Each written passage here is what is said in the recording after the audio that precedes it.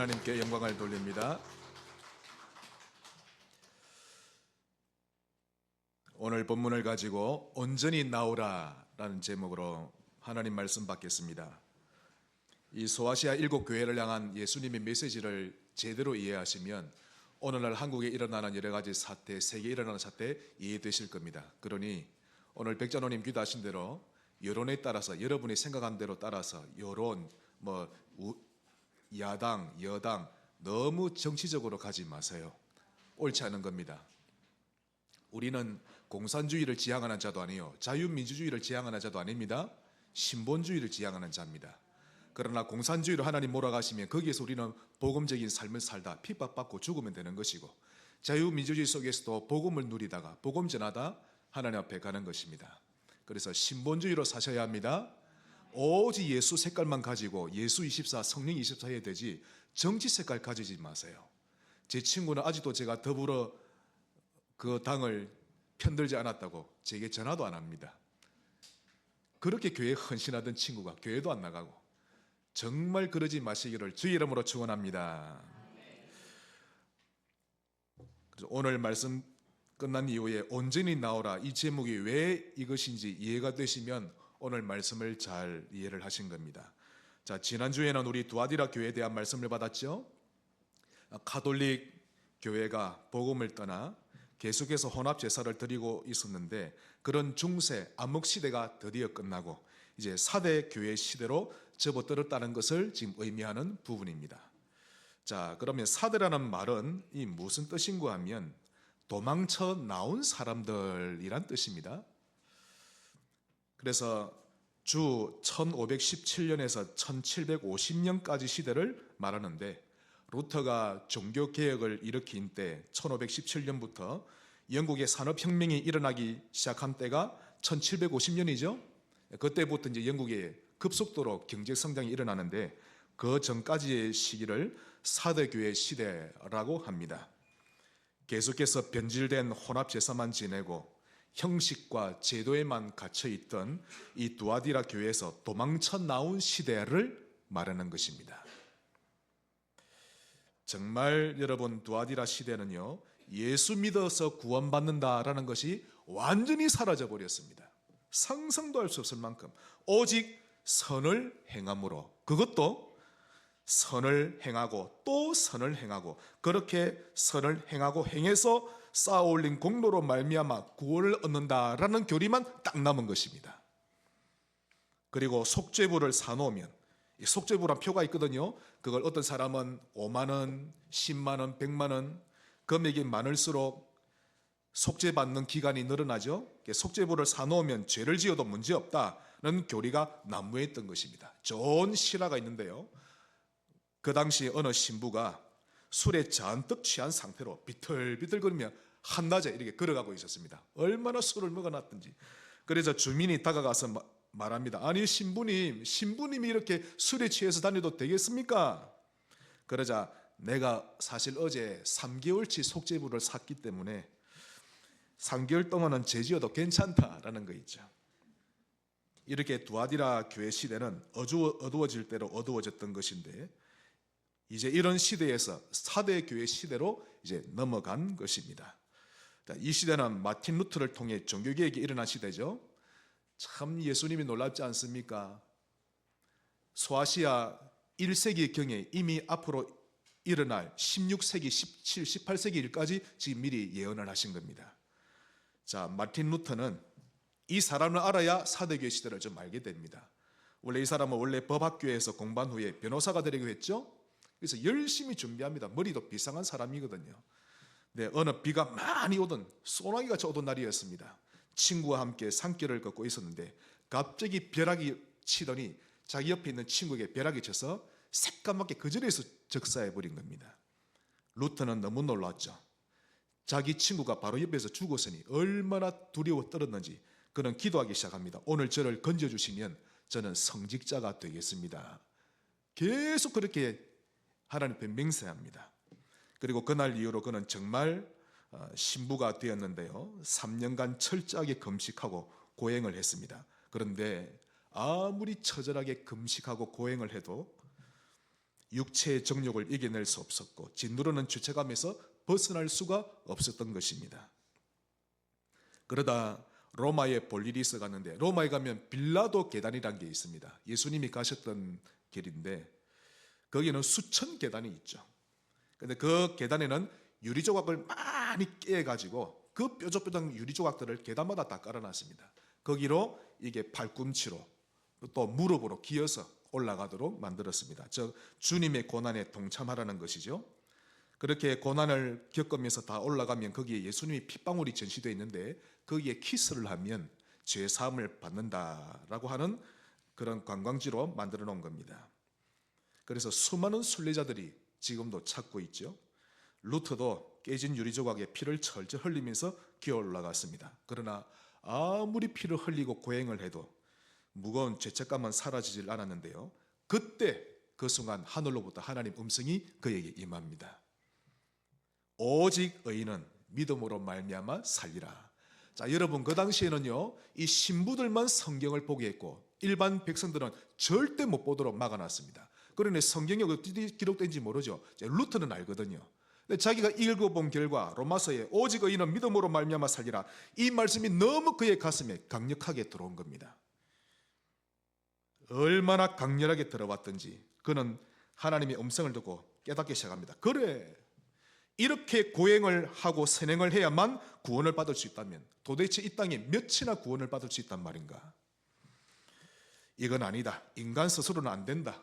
오로지 값없이 은혜를 입고 십자가의 대속이 믿어져야 구원받을 수 있는 것이다. 이런 확신이 들자 그는 그 자리에서 벌떡 일어나서 걸어서 자신감 있게 이제 내려왔습니다. 그리고는 고향으로 돌아갔죠. 다시 성경을 보기 시작합니다. 그러면서 자기 고향에서 만인 제사장, 즉 예수 믿고 구원받으면 누구든지 영적으로 왕같은 제사장이 된다, 이걸 주장하기 시작한 겁니다. 다시 말해서 백성들이 신부에게 가서 고해성사해야만 죄사함 받는 것이 아니라 자기가 직접 자기 하나님께 용서를 구하면, 예수님의 보혈을 의지해서 용서 구하면 하나님은 그 기도를 들으시고 용서하시고 구원하신다라는 것을 주장하기 시작했던 것입니다. 또한 그는 성경이 유일한 권위를 가지고 있다는 것을 주장합니다.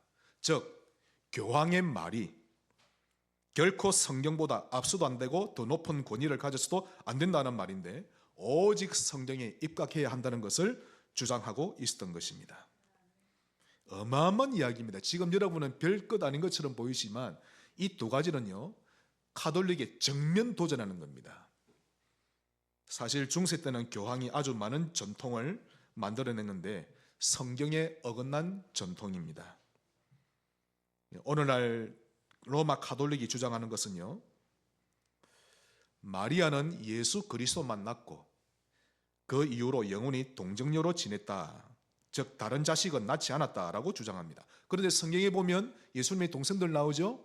마리아도 여러 아이들을 낳았다라고 나오는데 교황청에서 그 말을 바꿉니다. 그들은 마리아의 사촌 조카들이지 마리아의 친자식이 아니다라고 또 말을 바꿉니다. 억지 주장이죠.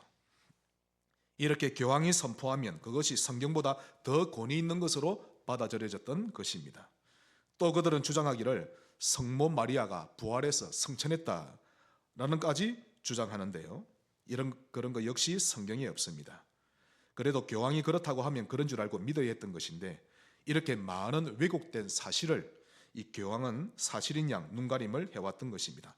이처럼 교황의 권위를 성경의 권위와 같은 것으로 여겨왔는데 루터는 절대 인정하지 않았던 겁니다. 하나님의 큰 은혜죠. 그래서 그 어떤 교황이나 교회라 할지라도 성경의 권위를 초월할 수 없다라고 목소리를 높였던 것입니다. 그래서 그는 이런 많은 틀린 사실들을 이제 95가지 정리합니다. 그리고는 자기 고향에 있는 성당이죠, 비텐베르크 성당 문에 95가지 개혁 조항문을 붙입니다. 거기에는 오직 믿음으로만이 구원을 받는다, 고해성사가 아니라 성도가 만인 제사장이다, 직접 하나님께 갈 수 있다, 교황의 권위를 성경 권위보다 높여서는 안 된다, 마리아는 아니다, 또 면죄부 그런 것은 없다 등등 95개를 붙였는데 이 조항이 불론 파장이 여러분 얼마나 큰지 모릅니다. 이 내용이 삽시간에 민간 사회로 퍼져갔는데요. 좀 전에 말씀드린 대로 교황이 이 당시에는 온 유럽을 통치하고 있었습니다. 이 한 명의 교황이. 왕도 교황이 임명하고 세울 정도였죠. 그러자 각 나라의 왕과 제후들이 교황에 대한 반발이 컸습니다. 또 교황이 성 베드로 성당 짓는다고 백성에게 너무 많은 돈을 요구했죠. 백성들도 곤욕을 치르고 있었고 민심이 흔들리던 차에 루터가 그런 개혁 조항을 다니 삽시간에 이 개혁의 분위기가 바람을 타고 불이 붙기 시작한 것입니다. 그 당시에 교황이었던 레오 10세가 참지 못하고 결국 마틴 루터를 파문시킵니다. 그리고는 출도 명령을 내렸죠. 그것도 2번씩이나 내립니다. 너는 당장 로마에 있는 종교재판정으로 나오라. 사실 루터에게 사형 선고를 내려서 죽이려고 했던 것입니다. 그때 참 시대도 잘 타고났습니다. 하필 독일에 있는 제후들과 왕들이 교황을 제일 싫어하고 있을 때였죠. 그 사실을 알고 사람들이 루터를 자기 성에 데려와서 보호하고 교황의 출도 명령에 나가지 못하도록, 즉 종교개혁을 계속 이어갈 수 있도록 보호를 해줬던 것입니다. 그 덕분에 종교개혁 운동이 불같이 일어날 수 있었죠. 사실 마틴 루터가 종교개혁을 한 것은 신교를, 우리 기독교를 따로 세우기 위해 한 게 아닙니다.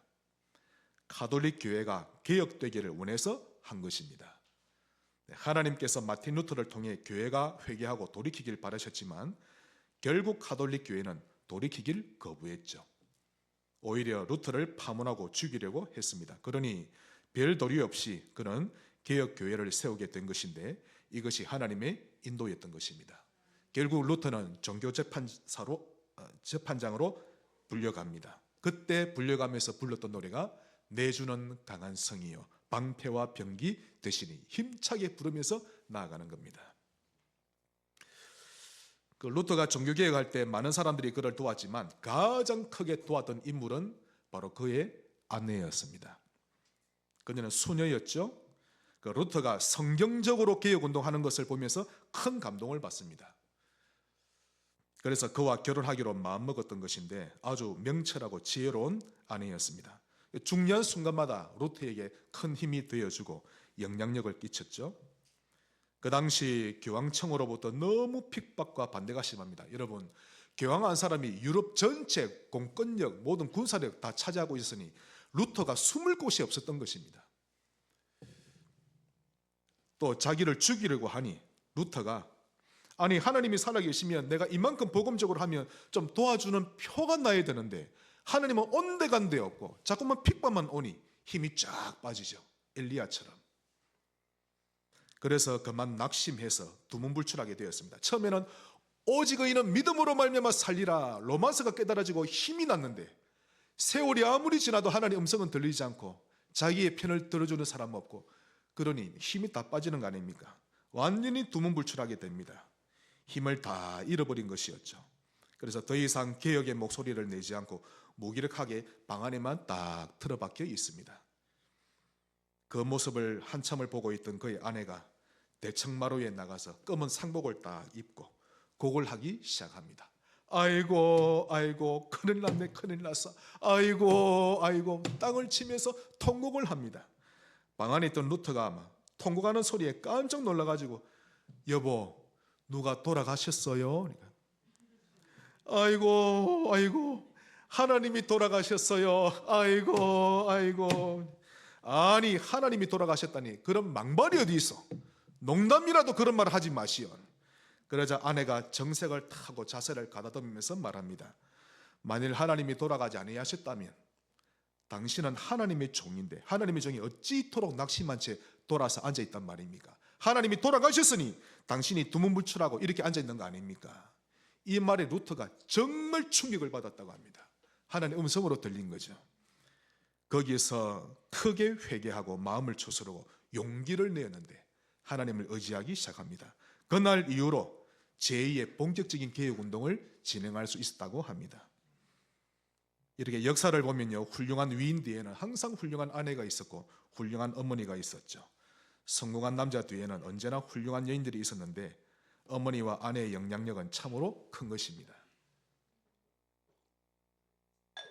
참으로 장가 잘 가야 합니다. 우리는 예사로 여기지만 이 당시 교황청의 권위는 어마어마했고 무시무시했습니다. 유럽 온 왕들도 교황청 지배 아래에 있었으니 그 당시 정치, 경제, 군사 모든 걸 쥐고 흔들었죠. 그러니 이 당시에 종교 개혁을 주동한다. 이건요, 목을 내놓고 해야 합니다. 목을 내놓지 않은 것은 감히 할 수 없는 두려운 일인데, 루터를 비롯한 수많은 개혁자들이 이 운동에 참여했고 화형에 처해지고 죽음을 당하곤 했죠.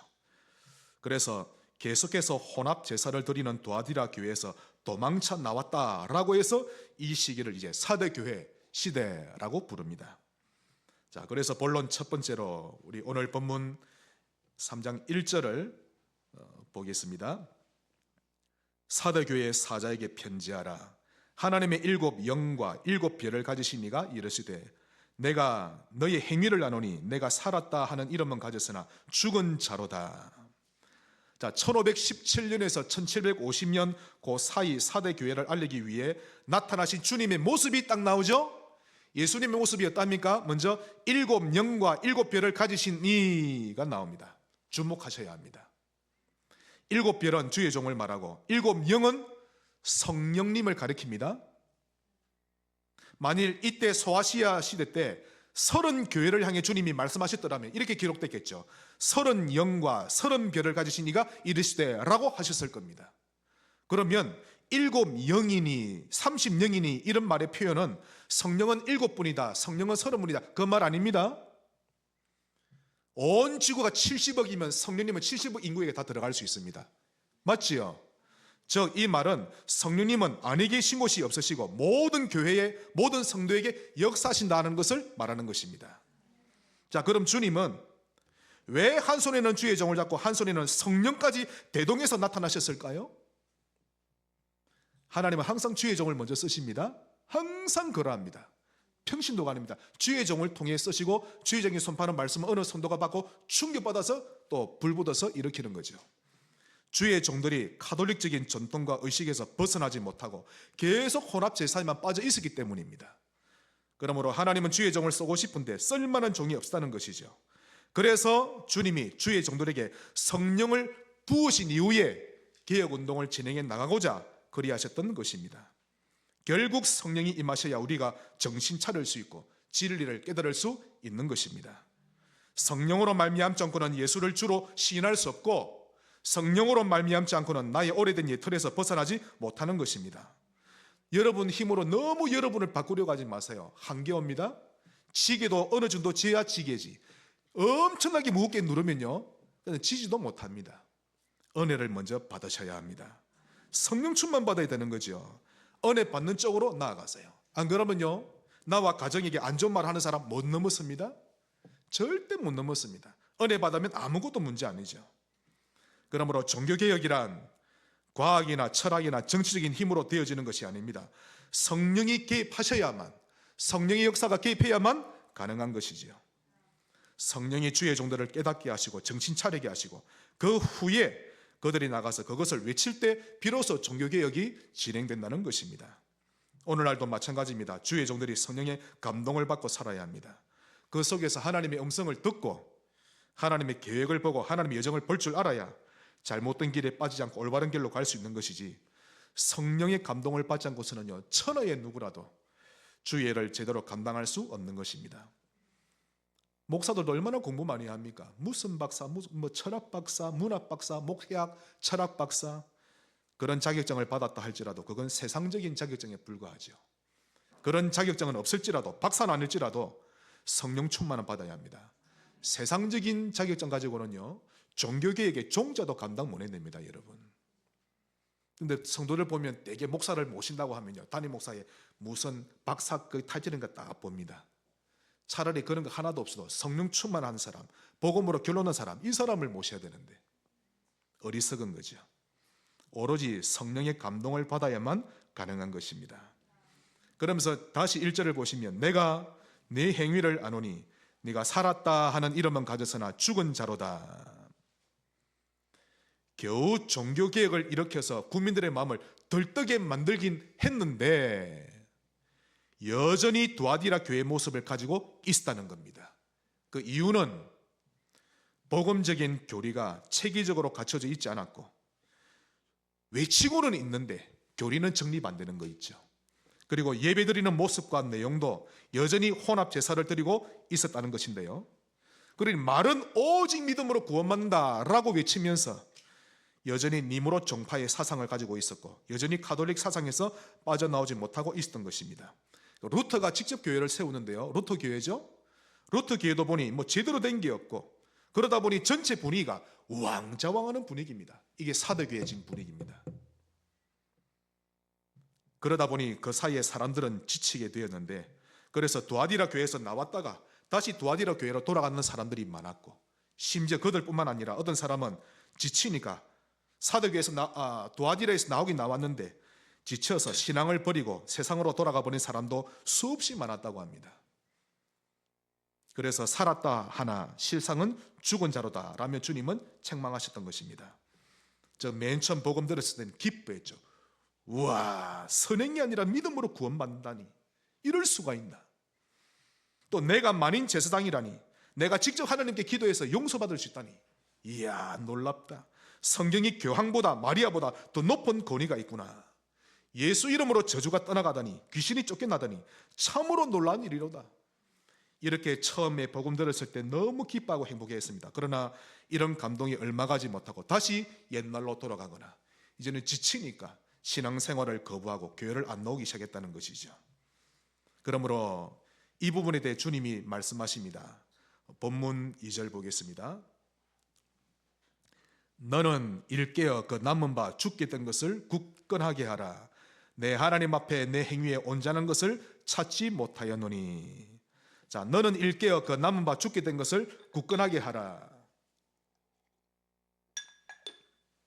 자, 마틴 루터의 종교개혁이 어렵게 시작되었는데 실패할 지경에 이르게 되었습니다. 루터가 95개 조항을 교회 문에 붙였을 때는 온 나라와 유럽이 흥분 도가니에 빠졌는데,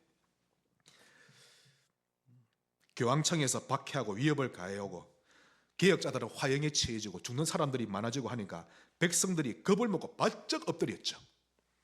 그리고 숨어버렸습니다. 이런 분위기가 계속되자 그만 뜨거운 열정을 다 잃고 말았는데요. 그래서 예수님이 주의 종 너는 백성들을 일깨우고 그들을 굳건하게 하라 라고 외치고 계십니다. 그래서 제가 지금 목이 쉬도록 외치고 있는 겁니다.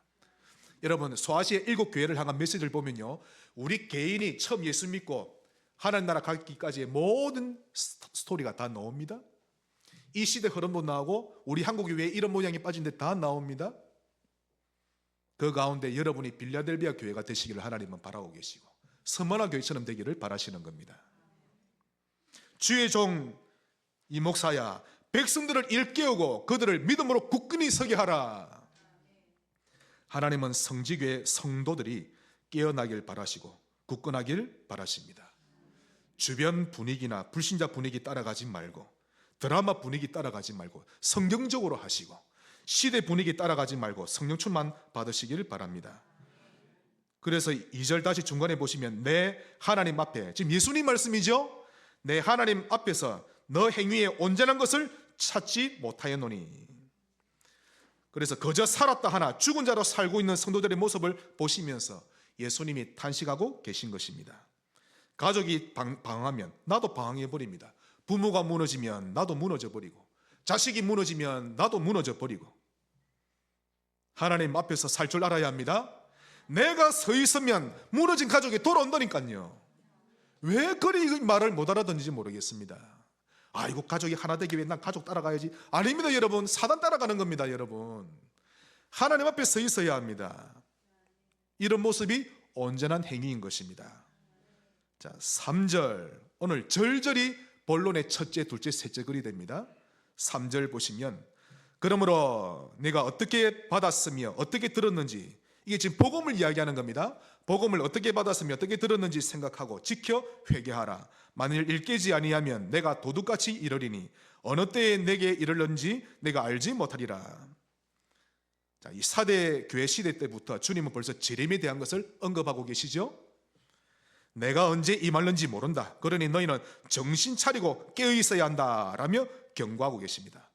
그러면서 첫 줄에 보시면 내가 어떻게 받았으며 어떻게 들었는지 생각하고 지켜 회개하라. 다시 말씀드릴까요? 도대체 너희가 받은 구원이 어떤 구원이더냐? 값싼 구원이더냐? 아무 가치 없는 구원이더냐? 내가 십자가에 달려 살찌고 피 흘려 죽은 것이 인간의 힘으로 도저히 해결할 수 없는 사단 문제, 죄와 저주 문제, 영적인 고아 문제를 완전히 해결해주는 해결 책이었는데 이 십자가가 가치 없는 것이더냐? 지금 이 말씀이죠. 너희는 이 구원을 어떻게 받았더냐? 은혜로 받은 것이 아니더냐? 회개하라. 우리의 정신줄을 놓아버린 것을, 또 안일하게 살아온 것을 회개하라고 하십니다. 회개하라는 말은 돌이킨다는 뜻입니다. 눈물이 피다면 눈물을 흘리는 것이고, 눈물 안 나면 굳이 눈물 안 흘리셔도 됩니다. 가던 길을 돌이켜야 합니다. 한번 자어린 인사합시다. 돌이킵시다. 네. 여러분, 정말 죄중에 죄가 고집입니다. 복음은 고집을 해야 되지만 비복음적인 것을 고집 피우지 마세요. 빨리 내려오셔야 됩니다. 나중에 라우디게까지 가면 이 말이 무슨 말이 더 이해되실 겁니다. 저는 아니까, 미리 딱 7가지를 아니까 고집 안 부리기로 어젯밤에도 다짐하고 오늘도 씻으면서 다짐하고, 고집 부리는 만큼 하나님 빨리 데려갑니다. 계속 기다리시다가 이상하게 경제를 안 풀어주십니다. 하나님 앞에 굴복하세요. 풀립니다.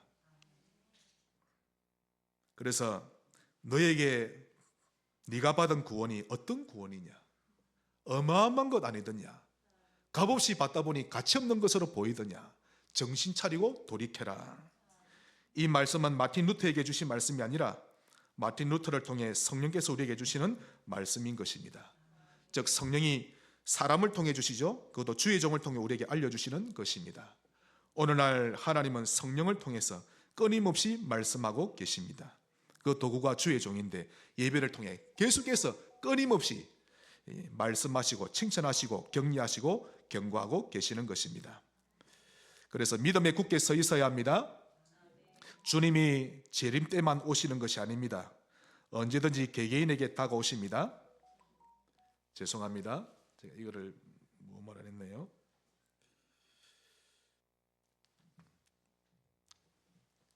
우리 주님은 재림하실 날만 주님을 재림하실 날만 기다릴 게 아니라 그 재림의 주님이 지금도 성령으로 우리에게 언제든지 다가오십니다. 어느 교회의 금요 기도회 때 시간입니다. 실제로 있었던 일인데요. 맨 앞자리에 앉아있던 여성도가 찬양을 힘차게 부릅니다. 그날따라 얼마나 은혜를 받는지 할렐루야를 연급하면서 얼굴에는 화색이 확 피고요. 정말 천사 같은 얼굴로 찬양을 치더니 그만 스르르 하고 옆으로 탁 쓰러집니다. 자세히 살펴보니까 돌아가신 거 있죠.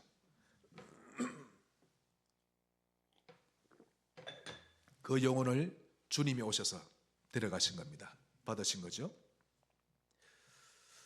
예배들이 다 주님의 부르심을 받은 겁니다. 이처럼 우리가 언제 주님께 부름받았는지 모릅니다. 제가 볼 때 참으로 최고의 축복된 죽음이 아닌가, 부르심이 아닌가 싶습니다. 찬양을 부르다가 주님께 예배드리다 갔으니 분명히 영광스러운 천국에 갔을 것인데 가장 아름다운 죽음이라 확신합니다. 그러므로 우리는 평상시 믿음으로 굳게 서 있어야 하는 것입니다. 자, 네 번째 4절. 그러나 사대에 그 옷을 더럽히지 아니한 자 몇 명이 내게 있어 흰옷을 입고 나와 함께 다니리니 그들은 합당한 자인 영고라. 여기서 말한 옷은 영적인 옷을 말합니다. 즉 우리의 의로운 삶과 의로운 행동을 말하는데 예수님의 피로서만이 깨끗하게 됩니다. 다른 것으로는 절대 씻겨지지 않습니다. 여러분, 우리가 얼마나 많은 죄를 짓는 줄 아십니까? 죄가 뭡니까? 하나님 말씀 율법에 비춰보면 틀리면 다 죄입니다. 기도 안 하는 것도 죄예요. 여러분 하루에 기도를 안 하시죠? 하루에 기도는 적어도 5번 해야 됩니다. 성경적으로 따지면. 아니면 3번 한다 하더라도 안 하죠? 거짓말하는 거, 사랑하지 않는 거, 선행하지 않는 거 다 죄입니다. 만약에 하루에 10번만 죄를 지어도 1년이면 3650번, 10년이면 36,500번, 80년이면 29만 2,000번 어마어마하게 죄를 짓고 살죠. 그런데도 우리는 무감각합니다.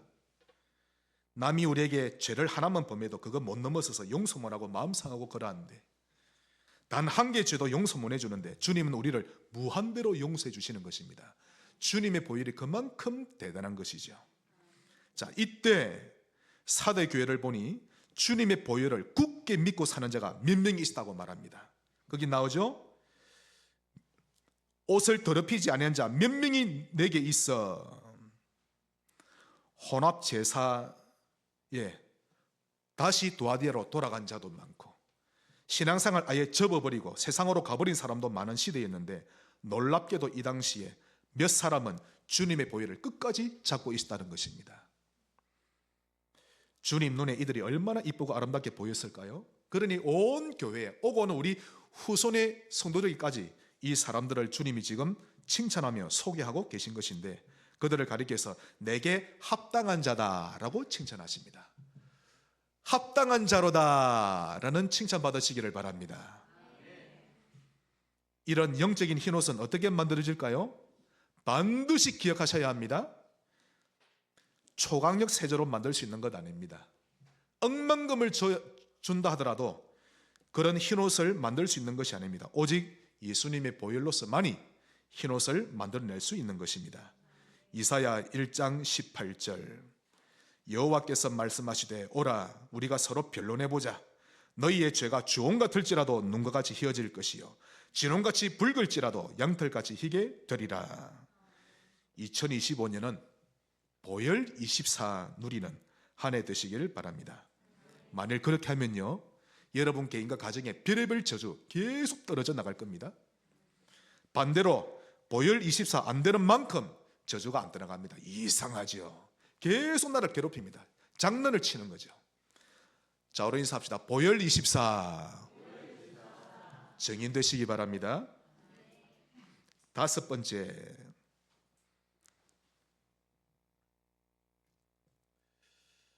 5절입니다.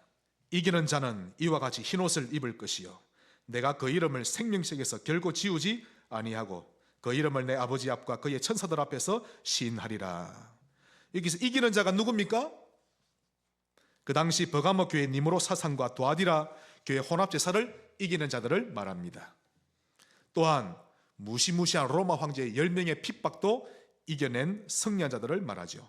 이들이 흰옷을 입을 것이요 생명책에서 결국 그 이름이 지워지지 아니할 것을 약속하고 계시는 것입니다. 그뿐 아니라 하나님 앞과 천사들 앞에서 그들을 인정하리라고 약속하셨습니다. 여러분, 신앙생활은 언제나 싸움입니다. 뭐라고요? 싸움.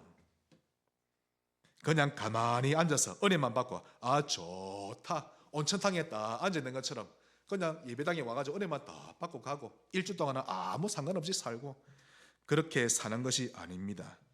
영적 싸움이 계속되는 것인데 이러므로 신자는 능숙한 싸움꾼이 되어야 합니다.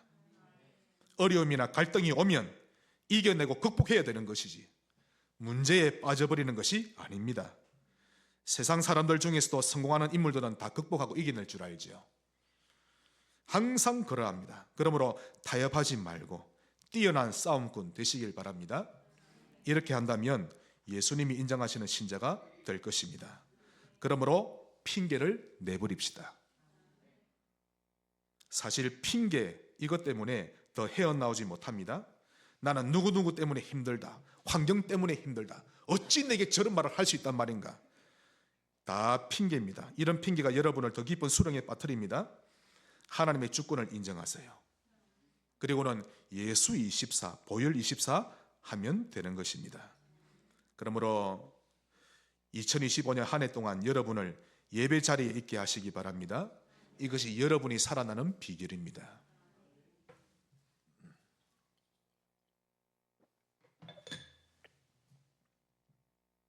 주일 오전 오후 예배는 말할 것도 없이 당연히 생명 걸고 지키고, 왜냐하면 하나님께 예배드리는 거니까. 평일, 수요일도 금요일도 새벽 예배도 완전히 승리해 보세요. 새벽은 집에서 하더라도 수요일, 금요일은 예배당에서 예배 중심으로 하면 그것이 하나님을 사랑한다는 증거이기 때문에 반드시 여러분의 삶에 하나님은 증거 주십니다. 마지막 6절, 귀 있는 자는 성령이 교회들에게 하시는 말씀을 들을지어다. 예수님의 말씀입니다.